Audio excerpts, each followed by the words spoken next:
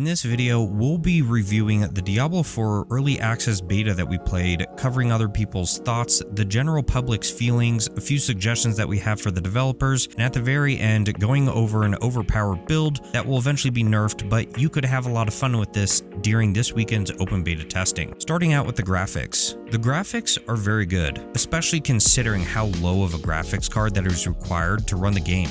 Between the 3D landscaping, enemy designs, dungeons, themes, and character customization with the transmogging, they did a very good job at designing Diablo 4. We could see improvements when it comes to some of the game renderings and certain cinematic screens, but I'm assuming that this might have just been caused due to the fact that this isn't the full game and that this is the beta. The new transmog system is really cool, and it locks the look of your character in place, which is something new to us, whereas in Diablo 3, you had to transmog individual pieces of gear. Now, this is a very small detail in the grand scheme of things, but overall, the game looked really good. The enemies in Diablo 4 had a good variety, and they all had their unique attacks and sets that helped mix up the game quite a bit and make it a little more challenging. Diablo 4 really focused on the evade button as a dodge attack, which was a nice change up from Diablo 3, where they just wanted you to stack tons of armor and resistances. Diablo 4 still has some of that, but they've included resistances to elements inside of the armor stats, so you focus more on the movement of your character during battle, giving it more of a Dark Souls type play inside of this ARPG, making sure that your character is moving around, you're timing your dodges and attacks correctly, and not just button mashing, doing rift after rift. The dungeon designs looked great and felt great between the layouts and the mob densities. At several points in time through the gameplay, I felt that I needed to redesign or rebuild my character a little bit to really dial in having a balance of group control and singular enemy damage with my build. The dungeons had a good mix of tight corridors and wide open rooms, so depending on your playstyle and your character build, it made some dungeons harder than others. One thing we did notice though is the dungeon layouts did get repetitive. Once you did 2 or 3 of them, you knew where you were going and what you were doing for the most part. And we could see that at first it was very interesting and fun, but you would lose some interest after a few weeks or months of doing this. We'll continue to keep pretty open-minded on this concept though, considering that we only played Act 1, which is only about 20% of the game, and the developers have already stated that across all the different regions, you should see different dungeons, different methods, mini games, and especially the end game content will all be dealing with very different dungeons. The UI system felt a little clunky at first, and took some time to get used to, but it felt good once you understood it. There's a wide variety of vendors in town to interact with, which was good and bad all at the same time. It was a lot to take in with all the vendors having different layouts to their respective stores, but again, you get used to it. We did see a lack of customization though when it came to your chest and any options to customizing the chest or the UI. Not that D3 had any of those options either, but it would have been a nice improvement. Overall, the looks and layouts of Diablo 4 and the UI systems are good, but it will take some time to get used to them. The overall gameplay of Diablo 4 was a lot of fun. Now, we are in a honeymoon phase, so it's hard to give my full judgment considering that I only got to play a very small sliver of the game. In my opinion, the game is a little more challenging than Diablo 3 and plays a little bit closer to like Diablo 2, but yet it's still charging on being its own game and not really being one of the other, not feeling like an expansion of one of its predecessors. There seems to be more forethought on the builds, dodging, timing, and healing, and how you're going to set up your character. The developers purposely didn't want the game to feel balanced though, so depending on the character you choose, you'll have a different experience, also depending on the level of that character. They specifically called out the sorcerer will be a lot easier to play at lower levels than a barbarian, and that the barbarian has the capabilities of holding more legendaries, and this will come in handy at higher levels, where the sorcerer may fall behind after you pass level 25. We did feel a bit of that in our gameplay, but again, because this was the beta, by the time that we hit level 25 with our characters, everything felt overpowered, to be completely honest.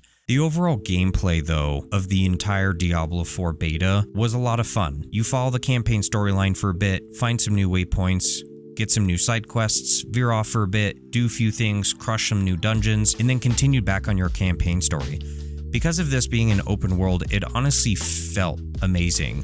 Playing side by side with friends, in random people. Diablo 4 didn't have a linear path to the storyline, and you could honestly go anywhere and do anything at any point in time in any order, which I think is going to give us a vast world and a lot of content to work on. The skill trees had a very unique layout to them that allowed you to really plan out your builds ahead of time, and you can respec at any time for an exchange of gold, which was nice so you didn't feel stuck in making a new character every time. It really kind of hit a sweet spot between Diablo 2 and Diablo 3 with the skill trees. Where Diablo 3, you could redesign your character at any point in time at no cost, so there were no worries about planning your character ahead of time. Now, there needs to be a little more forethought in it, like as if you're playing Diablo 2. But in Diablo 2, it was at times expensive to respec your character, but now in Diablo 4, you're not going to have to pay as much to get your character respect. One thing that we did notice though in playing the beta is that it didn't take very long for people to come across overpowered builds already. When it comes to suggestions that we have to the developers or things that we would like to see changed, is one thing with the dungeons.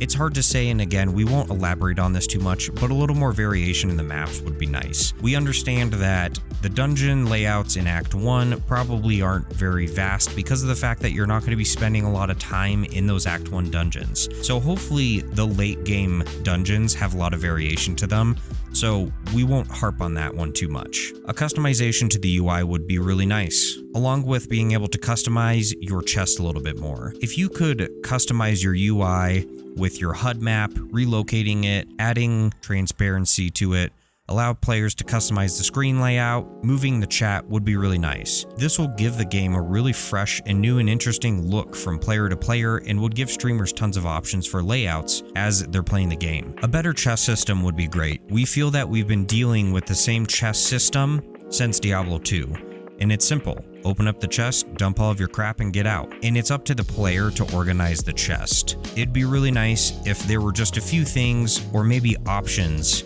within the game settings to have the game organize the chests for you. A simple organization of this tab holds all of your gems. This tab holds everything related to sorcerers for you. And if there was just a simple button that would organize, dump everything from your inventory and organize it all into the chest for you, considering that this game is very focused around and entices you to do larger parties, I don't want to be the guy that holds up the group because I'm busy still organizing my chest, or vice versa. So some sort of better chest organization system would be great. A sell all button is going to be necessary also in this game. We noticed that gold is scarce at the beginning, and I ended up spending a lot of time actually selling items that I found to try and build up that gold stash. In Diablo 3, all it was just about salvaging items, and you would get a disclaimer so you didn't salvage a legendary that you didn't mean to get rid of. It's a simple thing that you could do with a sell all button also, in that before you sell all with a bunch of legendaries, it gives you a quick disclaimer to double check real quick to make sure that you're signing off on it. If we're going to be spending more time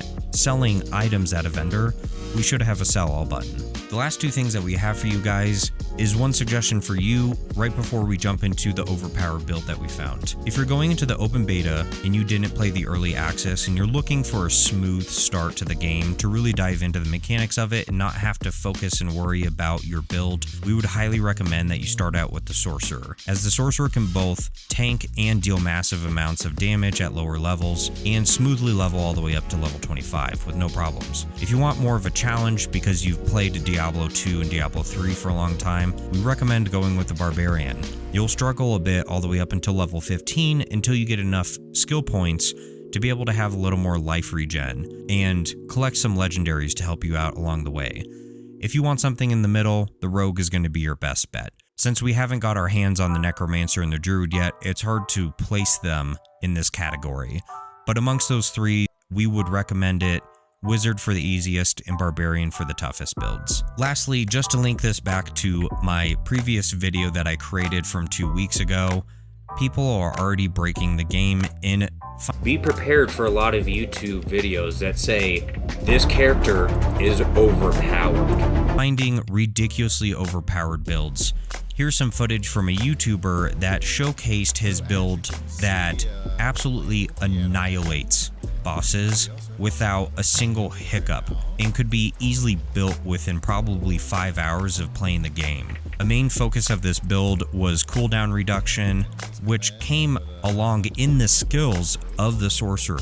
so you don't even need specialized gear to actually obtain this build. Again, there's a lot of balancing to do, but that's okay.